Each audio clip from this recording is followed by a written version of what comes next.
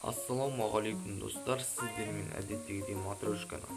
Достар, видео сыртынан көргендеріңіздей, бүгін мен алданып қалдым.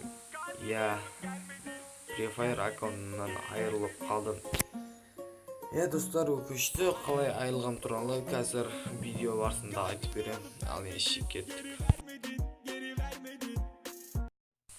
Достар, қалай алдандық десеңдер, ол бірінші бізге жазды. Ол тағы ютубер екен, кішкентай бала, өзім қалай алданғанымды білмей қалдым. Ол маған айтты, аккаунтымды менің каналыма ауыстырасың ба дейді. 4200 подписчигі бар екен. Мен көрем дедім, сосын ол мақұл ойлан деді. Мен сосын ойландым, сосын мақұл ауыстырам дедім. Сосын ол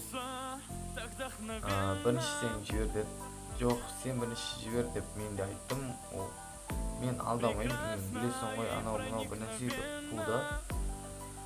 Сосын достар, мен паролім мен аккаунтымды жібердім оған. Ол қазір одан кейін кіріп 12 сұраусам жазам деді де кірді.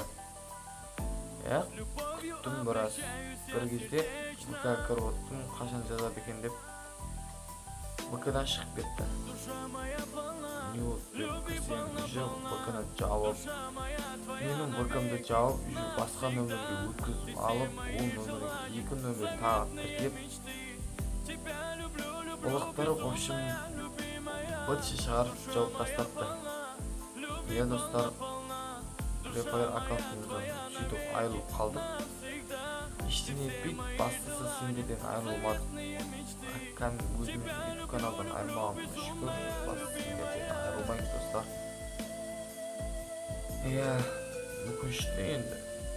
Біз тоқтамаймыз бауырлар. Біз әрі қарай таби береміз. Free Fire аккаунтымыздан айырылып қалғанымызға ешнәрсе етпейді. Құдай қаласа 1-2 күнде дана жасамыз. Және достар, менің осы нови аккаунтымдағы есімімді стримде кіріп біліп түрже тастай аласыңдар. Нови ВК аштым, сол нови ВК-ға да тастай аласыңдар. Стримдің астына описание қалдырып кетем. Ал мынау менің каналымды бұзған сүмелектің каналын описаниеға қалдырам. Достар, әбден дизлайк басып